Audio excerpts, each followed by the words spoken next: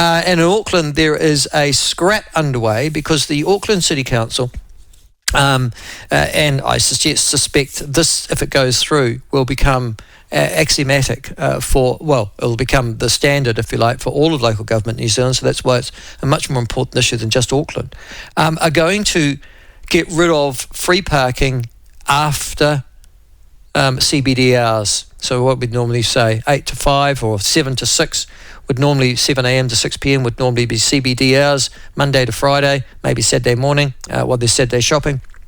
No, they're going to charge 24/7. And just to give you some idea of the charges, it'll be $3 an hour for some areas in Auckland, in the CBD. It'll actually rise to, for the first 2 hours, it'll actually rise to $6 an hour for parking. Whoa, that seems steep to me. And this is even if it's 2 o'clock in the morning when there's no one around and none of the shops are open. Joining us to talk about the proposal, but what the effects mean in general for inner city retail in this country, I'm joined by the Chief Executive of Heart of City, Viv Beck. Viv, welcome to the show. Thanks very much for holding on. Oh, no, great to be here. Thank you.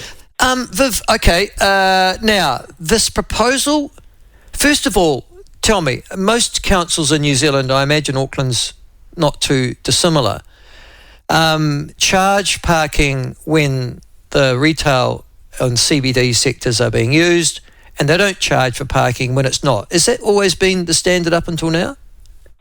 Well, it's been, certainly in the time that I'm aware of, yes. It sort of is during the day and earlier in the evening, but then it has been free of charge after that.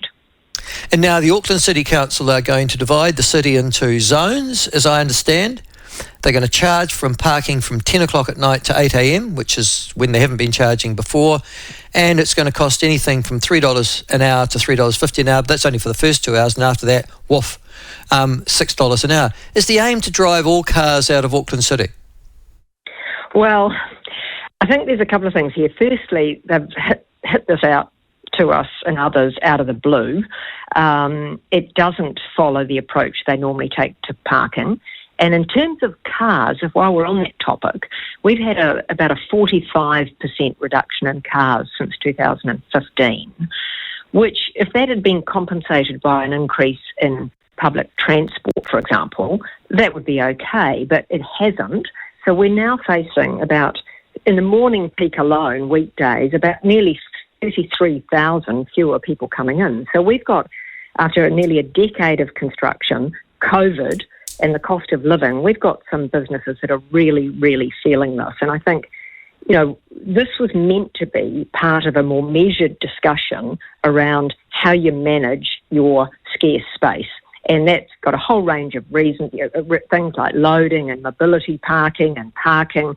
And that was meant to be a measured conversation. To just hit people with this, with no discussion, is the thing that we're really upset about, to be honest.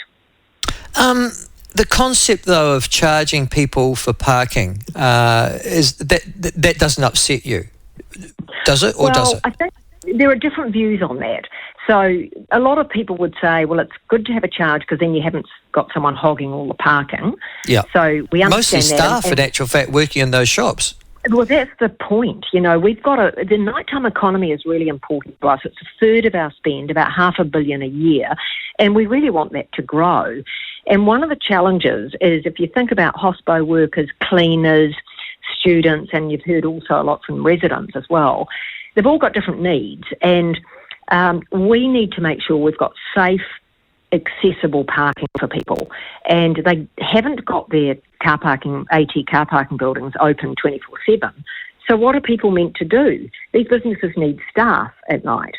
And so we need to know that they've got safe, affordable parking. So we were aware there would be discussions around how to best use the space, but we didn't expect to be hit with it in this way at this time.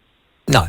That seems very excessive to me, though. Auckland's, well, first of all, I'll talk about the charges in their entirety a little bit later on. I just want to get some makeup, though. Auckland, Wellington, I guess Christchurch as well, to a lesser extent Dunedin, is aiming to reinvigorate their inner cities, isn't it, by putting apartment blocks and accommodation and the like in those areas. Have I got that right? Yeah, well, certainly that's a key thing here, because we need more people. We're still down on pre-COVID level. We're trying to encourage people back for entertainment and work and all those things, but having more people living here is great. So yes, and if they don't have parking in their apartments, there are a lot of people that have voiced their views in the last 24 hours to say that's going to be a massive cost for them if they suddenly have to pay all night for their parking. Well, which is where I was going with my next question, which is, isn't it the responsibility of apartment owners who build these apartments to create the parking for them? Well, a number do, but I think there seems to have been more of a move in more recent times. There are apartments and housing units being built without parking, and I think it is a big issue as to where people park. There are apartment blocks in Central City that have car parks, and there are others that don't. And unfortunately, a lot of the people that are speaking out are people that can't afford to be paying, even if it sounds not a lot to pay $3 an hour. It is a lot for someone who's coming in to work and they've got to pay for several hours. Yeah, that's right. I mean, if you go to pay $25, well, it would be more than that, wouldn't it? Because it's $3 for the first 2 hours, and then it's $6 for the hours after that. No, the overnight, but it includes weekends and public holidays, 10 to 8 a.m., $3 an hour. So that's fixed. So that is a fixed rate, as I understand it. But that's still a lot of money if you have to pay, to come and work here and pay that money, and you're not expecting to, or you're living here and having to pay that money all of a sudden. Now, the other thing about Auckland, for those of us who have travelled to Auckland, and my daughter's going to university there, and she's in her first year this year, Viv, is that there are big questions about the safety and the security of people who go into the CBD at night, Queen Street and the surrounds. I think it's something that's bedevilled Auckland for a while now. What's the problem? Why does the CBD attract so many antisocials, and why have there been so many incidents of violence and disorder in the CBD? Well, a lot of it, unfortunately, happened through COVID.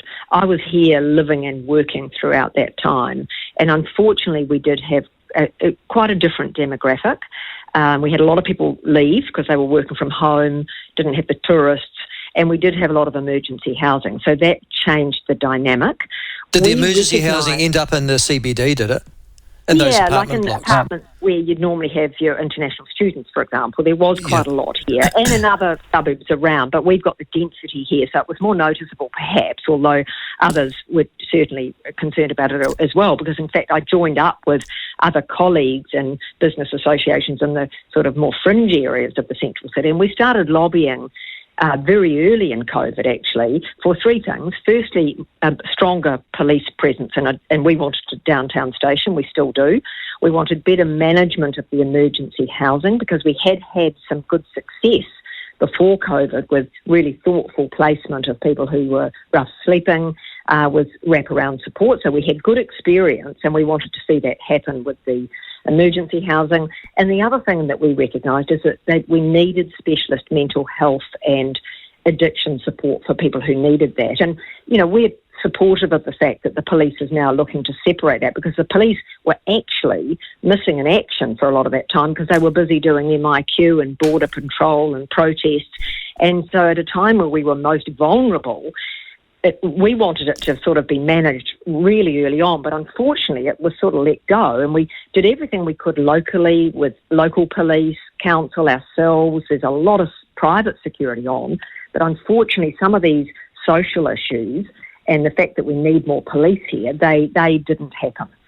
And so, unfortunately, we've been dealing with a very big issue. But actually, the crime is coming down. We still want more police and a more visible presence. We still want a downtown station. In fact, last week, as recently as last week, we've been really reiterating the importance of that, because that will send a very strong signal about crime, and it's also a preventive tool if you know you've got police on hand. Oh, so that's absolutely.